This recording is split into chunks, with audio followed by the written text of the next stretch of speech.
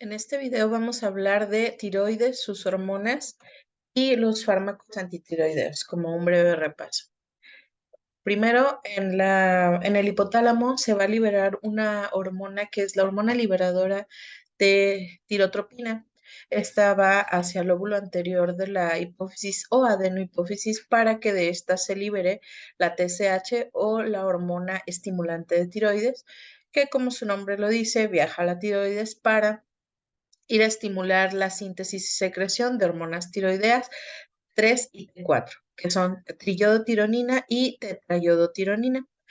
Estas a su vez hacen una retroalimentación negativa para que ya no se libere más TRH y TSH y así forman o hacen un ciclo.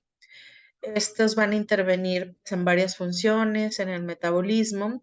La T4 va a tener una mayor cantidad o biodisponibilidad. El 99% está fijo a proteínas en el plasma. Primero y principalmente a la globulina fijadora de tiroxina, transtirretina y a la albúmina. Primero, aquí tenemos folículos tiroideos. Este es el coloide, la unión con las células foliculares, y hacia este lado se debe encontrar el capilar. Y aquí, ya más grande, pues tenemos esa misma formación. Son las células foliculares, este es el coloide y el capilar. Entonces, la síntesis de las hormonas tiroideas pues inicia primero con la captación de yodo a través de este capilar. Hay un simporte yodo-sodio. Entonces, ese yodo entra junto con el sodio a la célula folicular y a través de la pendrina va a viajar hacia el coloide, esto en un antiporte o antitransporte de cloro. Entonces el cloro se mete a la célula folicular y el yodo entra hacia el coloide. Después sufre una oxidación por la peroxidasa, y ya aquí lo tenemos listo para unirse a la tirosina de la tiroglobulina, que sería la yodación de la tirosina. ¿De dónde provino esta tiroglobulina, esta tirosina?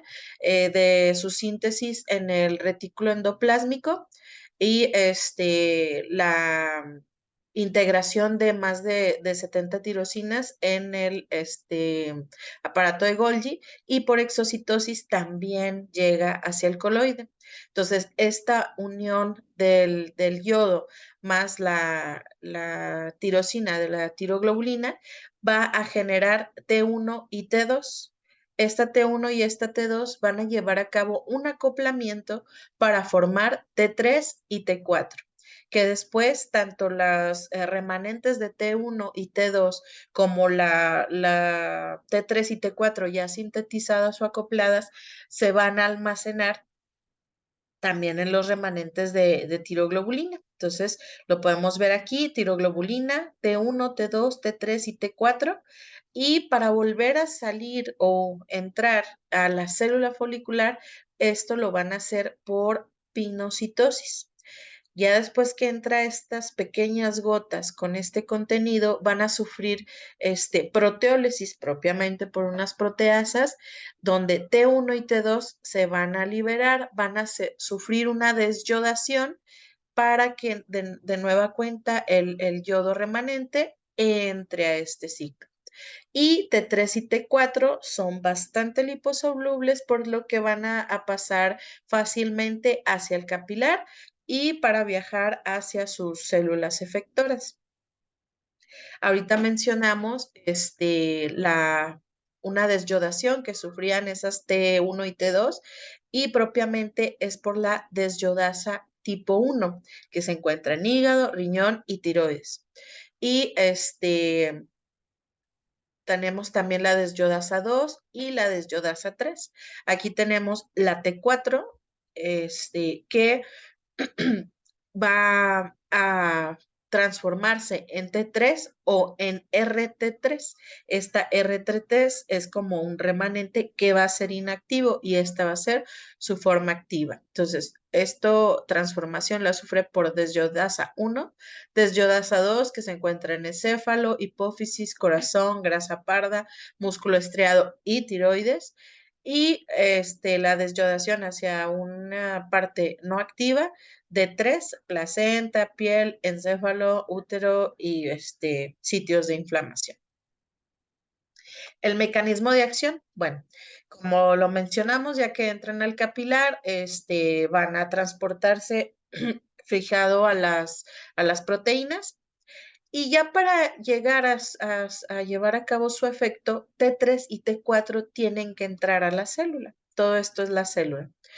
Entran pues también a través de unas proteínas transportadoras y en el núcleo hay un receptor, pero este receptor es afín a T3. Entonces, la T4 que logra entrar a la célula no podría unirse a ese receptor y no es efectora. Entonces, tiene que transformarse en T3 y es aquí donde sufre otra desyodación en las células de toda la periferia. Entonces, aquí lo que hace es una transcripción del RNA mensajero que va a originar o sintetizar proteínas y estas proteínas van a ser efectoras en múltiples situaciones. Va a haber lipólisis o lipogénesis, gluconeogénesis hepática, en el músculo síntesis proteica, aumento de la síntesis de receptores de LDL a nivel hepático. Entonces, hacen que haya disminución de los niveles de LDL o que coloquialmente se le conoce como colesterol malo. Interviene en la termogénesis por una mayor utilización de ATP en la bomba de sodio-potasio ATPasa, síntesis de proteínas básicas de mielina, cardiovascular a nivel de alfa-miosina, contractilidad, aumento de la frecuencia cardíaca, aumento de la tensión arterial. Propiamente las patologías se pueden englobar en hipertiroidismo e hipotiroidismo y pues obviamente hay otros tipos, pero que no vamos a topar acá, como sea tiroideo o algunos nódulos afuncionales, etcétera. Entonces, el hipertiroidismo va a ser el aumento en la síntesis y secreción o liberación de las hormonas por parte de la glándula tiroides. Puede tener múltiples orígenes. El principal suele ser autoinmune por anticuerpos estimulantes del receptor de TSH. Para esto, inicialmente me faltó mencionar en esta diapositiva que la TSH viene y estimula ahí en esos receptores de TSH y TRH para aumentar la captación de yodo y por ende la síntesis de esas eh, hormonas T3 y T4. Entonces, aquí por anticuerpos estimulantes. Primario por nódulos, un adenoma, un carcinoma funcional, hiperfuncional. Secundario a hipersecreción hipofisiaria de TSH, tiroiditis vírica o tiroiditis de Hashimoto, sobrecarga de yodo en el uso de contrastes, en el tratamiento con amiodarona o algún tratamiento paliativo. Tirotoxicosis propiamente por la ingesta de las hormonas. Toxicosis, pues es un conjunto de síntomas y signos que se derivan de la exposición de los órganos y tejidos, pues a cantidades excesivas de hormonas. Entonces, ¿qué síntomas va a tener el paciente? Lo que mencionamos, que donde actúa normalmente las hormonas, pues se va a ver aumentado. Si decimos que mantienen, aumentan la frecuencia cardíaca, la tensión arterial, pues va a ser un paciente taquicárdico, va a ser un paciente hipertenso, con la generación o termogénesis, generación de calor, va a ser un paciente con aumento de la temperatura. Hay una llamada tormenta tiroidea cuando todos estos síntomas se ven todavía más exacerbados, una complicación rara, pero potencialmente puede ser letal en pacientes ya con hipertiroidismo ya sea que tengan un mal apego a tratamiento o tengan alguno de estos factores desencadenantes. Uno, pues que no se apeguen a ese tratamiento. Dos, un proceso infeccioso que ya esté generando síntomas, vaya la redundancia, generalizados, sometido a un estrés importante como podría ser alguna fractura de un hueso largo, un politrauma, una cirugía mayor o incluso la manipulación propia de la glándula puede desencadenar esa tormenta tiroidea. Tenemos un cuadro comparativo de hipertiroidismo, tormenta tiroidea. La habilidad emocional, temblor, puede haber acá en tormenta tiroidea agitación, delirio, taquicardia, hipertensión. Aquí ya puede caer en taquiarritmias o insuficiencia cardíaca, hiperdefecación y en tormenta tiroidea, vómito, diarrea, ictericia, piel caliente y húmeda, hipertermia muy elevada, pérdida de peso, aumento del hambre, igual, pérdida de peso importante. Hay esta escala de Burschi-Warkowski en la cual se valoran pues la disfunción termorreguladora, la cardiovascular, hablando de la taquicardia, si hay fibrilación o no, si hay datos de insuficiencia cardíaca o no, disfunción gastrointestinal, etcétera. Cada uno tiene sus rubros y un puntaje. Entonces, ante un paciente que tenga una clínica de sospecha, se le calcula esta escala. Si tiene mayor de 45 puntos, es una tormenta tiroidea. De 25 a 44 puntos es inminente y menos de 25, poco probable que sea una tormenta tiroidea. Es decir, a ese paciente habría que buscarle algún otro diagnóstico diferencial. ¿Cómo hacemos el diagnóstico a nuestro paciente? Pues va a confirmar con un perfil tiroideo, en el que si vemos TSH o hormona estimulante de tiroides baja, T3 y o T4 altas, pues estamos hablando de un hipertiroidismo primario, ¿sí? Que el problema está en la liberación aquí y como hace retroalimentación negativa, pues la TSH está baja. TSH baja, T3 alta y T4 baja, igual, Graves o un adenoma tiroideo. TSH normal o alta, con T3 y T4 altas, pues puede ser un origen central, un adenoma hipoficiario. Y una TSH baja con T3 baja, pero T4 alta, aquí lo más sugerente es que es por medicamentos. El, el tratamiento. La tirotoxicosis. Bueno, primero, pues vamos a ver aquí que va a haber ciertas áreas donde vamos a incidir tanto en la oxidación por la peroxidasa, la yodación de tirosina, es decir, la integración de T1, T2 y en el acoplamiento de T1, T2 para formar T3 y T4. Entonces, estos dos puntos para el bloqueo de la síntesis hormonal por tioamidas, en este caso el propil tiuracilo. Aparte de tener el bloqueo de la oxidación, de la yodación y del acoplamiento, también tiene un bloqueo parcial de la desyodación a nivel periférico. Entonces, tiene un área de acción mucho más amplia que el tiamazol o metimazol. La dosis en niños de 50 o hasta 150 miligramos y en adultos de 150 hasta 300, dosis divididas cada 8 horas. El bloqueo de la síntesis hormonal, igual, en este caso, el metimazol, eh, como les mencionaba, igual funciona bloqueando la peroxidasa, bloqueando la yodación de tirosina y el acoplamiento. En una hipertiroidismo leve, la dosis es de 15 miligramos al día, en uno moderado de 30 hasta 40 y en uno severo hasta 60 miligramos al día. Y ya posteriormente una dosis de mantenimiento de 5 a 15 miligramos diarios, fraccionado en 3 tomas. El bloqueo de la liberación de hormona preformada con Lugol, 8 gotas cada 6 horas, o yoduro de potasio, 5 gotas cada 6 horas. El yodo es el remedio pues más antiguo, con el que inicialmente se trataban estos problemas. Este limita su propio transporte e inhibe la síntesis de hormonas a dosis altas, inhibe la liberación.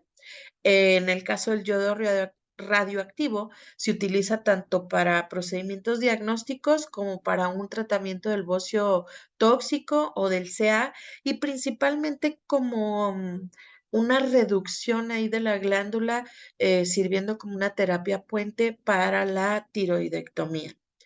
Y también tenemos que dar tratamiento, pues no solo el antitiroideo, sino también en la prevención de los efectos periféricos, principalmente hablando de la taquicardia, se da el propranolol 20 a 40 miligramos cada 6 horas, ¿sí? Para evitar esto, taquicardia, taquiarritmia. En el caso del hipotiroidismo inducido por fármacos, ¿por qué se puede dar? Hay muchos fármacos, que pueden llegar a causarlo, pero en este caso hacemos mención de la amiodarona. ¿Por qué? Porque suele utilizarse muy comúnmente, a contrario de otros medicamentos que se mencionan como yodihidroxiquinoleínas, yoduros, etcétera. La amiodarona, pues, es un antiarrítmico que se utiliza muy frecuentemente y que incluso los pacientes de problemas tiroideos que llegan a presentar una arritmia, pues hay que, tratar de manejarlos con algún otro antiarrítmico, no la miodarona. ¿Por qué? Esta va a inhibir, la conversión hipofisiaria de T4 a T3, con lo cual, pues, va a inhibir la estimulación, la retroalimentación negativa. Entonces, TRH, TSH va a seguir estimulando, va a bloquear la unión de T3 a su receptor, entonces pues va a estar afuncional, va a bloquear la entrada de T4 a la célula. Entonces, dijimos que T4 era la que tenía un mayor porcentaje de disponibilidad y ya dentro de la célula se transforma, llamémosle así, en T3, pero si no va a permitir el paso, pues por mucha disponibilidad que tenga, no va a funcionar. Y también bloquea la conversión hepática de T4 a T3. Entonces, principalmente con estas tres vías, pues puede hacer que nuestro paciente desarrolle propiamente este hipotiroidismo o incluso también puede desarrollar la alteración de hipertiroidismo, por la sobreestimulación al causar un bloqueo de T4 a T3 en la hipófisis.